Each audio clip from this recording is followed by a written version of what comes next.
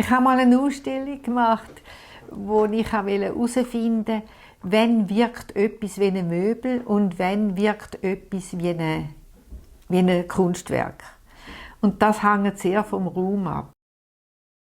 Ich habe eher einen demokratischen Dialog geführt mit Bauherren, wo ich genau gelesen habe, was sie für Vorstellungen haben, auch im Versteckten. Und habe dann vor allem auch mit schon ein bisschen innovativen Ideen habe ich die dann konfrontiert und so weit im Gespräch, im Dialog bearbeitet, bis ich gefunden habe, mal, das ist jetzt das Beste. Oder? Dass durch die Digitalisierung, die immer mehr gekommen ist, merke ich, dass die Leute wieder Bezug zum menschlichen Maßstab verloren haben. Wir haben noch alles so gemessen im Raum, also wie es auf den Menschen abgestimmt muss werden. Und heute haben die Leute nicht mehr die Vorstellung vom Maßstab. Dass in die Gestaltung eigentlich vermehrt dann, Bedeutung beimessen und mich dann auch konzentriert habe auf Projekte, wo es darum geht, wie zum Beispiel da beim Eisenwerk, wo wir dann dran angegangen sind, Wohnen, Schaffen, Freizeit und Kultur, also ein bisschen ganzheitlich das Zeug von der Gestaltung anzuschauen, obwohl es inzwischen wieder Bereiche gibt, wo man dann Architektur gemacht hat. Und ich habe gewusst, nein, das bringt hier nichts. Ich muss etwas Eigenes haben. Und ich frage mich nicht, warum ich jetzt überhaupt auf das Wort Innenarchitektur gestoßen bin. Das hat es noch gar nicht gegeben, eigentlich.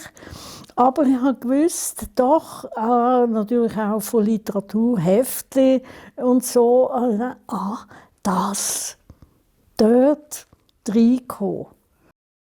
Sie haben am Teppich, vielleicht wenn wüstes Wetter war, haben sie ein halbes Jahr am Teppich gehabt zu knüpfen.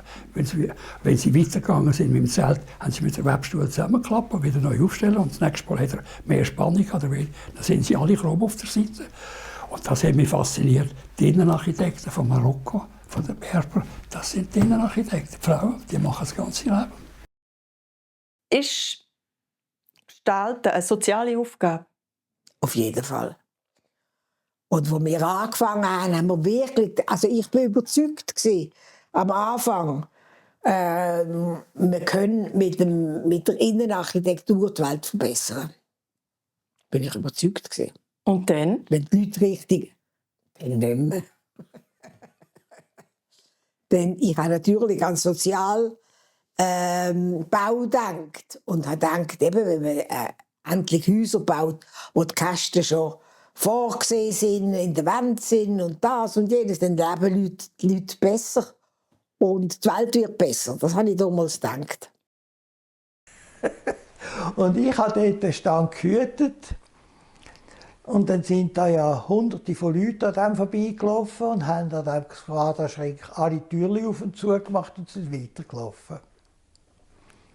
Und dann habe ich dann gedacht, ja, man könnte ja für eine nächste Ausstellung etwas machen mit Rollläden, weil ich könnte Rollläden auf und zu machen.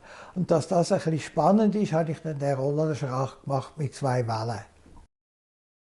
Es ist eine Riesenfreude in diesem Job, wenn man länger mit den Leuten arbeitet. Das wären alles Freunde.